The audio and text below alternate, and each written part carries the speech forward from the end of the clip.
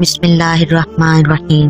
کہتے ہیں کہ ملک الموت نے بارگاہ رب العزت میں عرض کی، یا مولا کریم، میں نے کروڑوں لوگوں کی جانیں قبض کی ہیں، مگر 2 جانیں ایسی ہیں جنہیں قبض کرتے وقت مجھے بڑا ہی صدمہ اور افسوس ہوا ہے۔ میں نے تیرے حکم کی تکمیل ضرور کی مگر نہایت ہی دکھ کے ساتھ، اور ان 2 لوگوں میں ایک ماں اور ایک بیٹا تھا۔ واقعہ کچھ اس طرح سے ہے کہ ایک جہاز غرق ہو گیا تھا اور ایک عورت اپنے شیرخوار بچے کے ساتھ ایک تختے کا سہارا لینے میں کامیاب ہو گئی۔ تختہ دریا میں بہہ رہا تھا اور ماں اور بیٹا اس پر سوار تھے۔ اے مولا کریم، اچانک تیرا حکم ہوا اور میں نے ماں کی جان اس تختے پر نکال لی۔ میرے لیے پریشان کن بات یہ تھی کہ ماں مر چکی ہے، اب بچے کا کیا حشر ہوگا؟ بچہ ایک ٹوٹے ہوئے تختے پر سوار ہے اور تختہ ہر آنے والی لہروں سے ٹکرا رہا ہے، جو کسی وقت بھی کسی تیز لہر کی زد میں آ کر الٹ سکتا ہے۔ بچے کے لیے نہ تو خوراک کا انتظام ہے، نہ ہی کسی نگران کا بندوبست ہے۔ دریا کے کنارے کچھ دھوبی کپڑے دھو رہے تھے کہ اچانک کسی کی نظر اس بچے پر پڑی تو وہ تختے کو کھینچ کر دریا کے کنارے پر لے آئے۔ وہ سب بڑے حیران ہو رہے تھے کہ ماں تو مر چکی ہے مگر بچہ بے یار و مددگار تختے پر زندہ سلامت موجود ہے۔ وہ لوگ اس بچے کو اپنے سردار کے پاس لے گئے۔ سردار بے اولاد تھا تو سردار نے بچے کو اپنی نگرانی میں لے کر اسے اپنا بیٹا بنا لیا۔ یہ بچہ 8-9 سال کی عمر کا تھا کہ اپنے ساتھی بچوں کے ساتھ کھیل رہا تھا۔ اتنے میں بادشاہ وقت کی سواری کی آمد کا شور سن کر سب لوگ ادھر ادھر بھاگ گئے، مگر یہ بچہ سڑک پر اکیلا کھڑا رہا۔ بادشاہ کی سواری گزر گئی، اس کے پیچھے اس کا عملہ پیدل آ رہا تھا۔ ان میں سے ایک سپاہی کو راستے میں سے سرمے کی ایک پڑیا ملی۔ اتفاق سے اس سپاہی کی نظر بہت کمزور تھی اور اسے سرمے کی بہت ضرورت تھی، لہٰذا اس نے وہ سرما بحفاظت اپنے پاس رکھ لیا۔ آنکھوں میں لگانے سے پہلے اسے خیال آیا کہ یہ سرما تکلیف نہ پہنچائے، لگانے سے پہلے کسی دوسرے شخص پر آزما لینا چاہیے۔ قریب ہی وہ بچہ کھڑا تھا، اس نے اس بچے پر آزمانا چاہا۔ بچے نے سرما اپنی آنکھوں میں لگا لیا، مگر جو ہی سرما اس نے لگایا اسے زمین کی تہ میں موجود چیزیں بھی نظر آنے لگیں۔ اس نے دیکھا کہ زمین کے اندر بہت سے خزانے پوشیدہ ہیں۔ بچہ ہوشیار تھا، اس نے چیخنا چلانا شروع کر دیا کہ سرما لگانے کی وجہ سے میری آنکھوں میں سخت تکلیف ہو گئی ہے۔ تو وہ لوگ سرمے کی پڑیا گرا کر چلے گئے۔ بچے نے سرمے کی پڑیا اٹھائی اور اسے لے کر اپنے گھر پہنچا اور خوشی خوشی باپ کو یہ سارا واقعہ اس نے سنایا۔ سردار بڑا ہی خوش ہوا۔ باپ نے کہا کہ ہمارے پاس آدمی بھی ہیں اور گدھے بھی ہیں، تم یہ سرما لگاؤ اور ہمارے ساتھ چلو، جہاں کہیں خزانہ پاؤ ہمیں بتاؤ، ہم اسے نکال لیں گے۔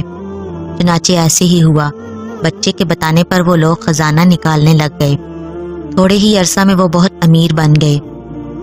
بچہ جوان ہوا تو اس نے اپنے پر پرزے نکالنے شروع کر دیے۔ ان کے پاس دولت کی فراوانی ہو گئی، زمین کے تمام خزانے اس کی نظروں میں تھے۔ اس نے آہستہ آہستہ بہت سے آدمی اپنے ساتھ ملا لیے۔ اس کے بعد تمام سرداروں کو قتل کر دیا اور خود سردار بن گیا۔ آخر نوبت جہاں تک آ پہنچی کہ اس نے بادشاہ کے ساتھ بھی ٹکر لے لی اور اسے قتل کر کے خود بادشاہ بن گیا۔ وہ ایک وسیع سلطنت کا حکمران بن چکا تھا۔ حکومت یمن سے عراق اور بعض روایات کے مطابق ایران تک پھیلی ہوئی تھی۔ حضرت ہود علیہ السلام نے اسے سمجھانے کی کوشش کی لیکن اس کا دل بھی بند تھا۔ دونوں کے درمیان مکالمہ ہوا۔ شداد نے حضرت ہود علیہ السلام سے پوچھا، میں اگر ایمان لے آؤں تو مجھے کیا فائدہ ہوگا؟ تو حضرت ہود علیہ السلام نے فرمایا کہ تم پر جنت حلال کر دی جائے گی۔ شداد نے پوچھا، یہ جنت کیا ہے؟ تو حضرت ہود علیہ السلام نے اسے جنت کا نقشہ بتایا۔ تو شداد نے دعویٰ کر دیا، یہ کون سی بڑی بات ہے، میں بھی ایسی جنت بنا سکتا ہوں۔ تو حضرت ہود علیہ السلام نے اسے اس کے کفر اور اس کے شرک سے روکنے کی کوشش کی لیکن وہ باز نہ آیا۔ اس نے سلطنت کے تمام بڑے معمار اکٹھے کیے اور احقاف میں حرم کے مقام پر 20 کوس لمبی اور چوڑی جنت بنوانی شروع کر دی۔ جنت میں سونے اور چاندی کی اینٹیں بھی لگوائیں اور جواہرات بھی لٹکائے گئے۔ اس نے شہد، دودھ اور پانی کی نہریں بھی روا کر دیں اور دنیا جہاں کے درخت، پودے اور پھول بھی لگوا دیے۔ قوم عاد بلند ستونوں پر محلات بنانے کی ماہر تھی۔ شداد کی جنت میں یہ فن عروج پر تھا۔ ریت کے ٹیلوں کے درمیان بلند ستون تھے اور ان ستونوں پر سونے اور چاندی کی عمارتیں کھڑی تھیں۔ شداد نے فیصلہ کیا وہ جنت کی تکمیل کے بعد اس میں قدم رکھے گا۔ معماروں نے جب اسے جنت کی تکمیل کی اطلاع دے دی تو وہ اپنی بنائی ہوئی جنت دیکھنے کے لیے کھڑا ہوا۔ وہ جنت کے دروازے پر پہنچا، گھوڑے سے نیچے اترنے لگا۔ ابھی اس کا ایک پاؤں زمین پر اور دوسرا گھوڑے کی رکاب پر تھا کہ ملک الموت آ گئے۔ شداد نے ان سے صرف جنت میں قدم رکھنے کی مہلت مانگی، لیکن ملک الموت نے جواب دیا کہ اللہ تعالیٰ کا حکم ہے، میں تمہیں تمہاری جنت میں قدم بھی نہیں رکھنے دے سکتا۔ وہ بہت گڑ گڑایا، لیکن ملک الموت نے اس کی جان قبض کر لی۔ وہ زمین پر دوسرا قدم نہ رکھ سکا۔ شداد کی موت کے بعد حضرت جبرائیل امین نے چیخ ماری اور شداد کی پوری جنت زمین میں دھس کر غائب ہو گئی۔ شداد کا انجام قوم عاد کے لیے کافی تھا، لیکن جب انسان کی عقل پر غرور کا پردہ پڑتا ہے تو وہ اس کو اپنا انجام دکھائی نہیں دیتا۔ حضرت ہود علیہ السلام قوم عاد کو شداد کا انجام بتا کر ڈراتے رہے، لیکن عاد نہ مانے، یہاں تک کہ وہ مایوس ہو گئے اور اللہ تعالیٰ نے انہیں ساتھیوں کے ساتھ علاقے سے نکلنے کا حکم دے دیا اور وہ قوم عاد کو آخری بار سمجھا کر احقاف سے نکل گئے۔ اللہ تعالیٰ نے ان کے بعد قوم عاد پر خوفناک آندیاں مسلط کر دیں۔ وہ آندیاں 7 راتیں اور 8 دن تک مسلسل چلتی رہیں، یہاں تک کہ پوری قوم اپنے بلند ستونوں اور سونے اور چاندی کی عمارتوں سمیت زمین میں دفن ہو گئی۔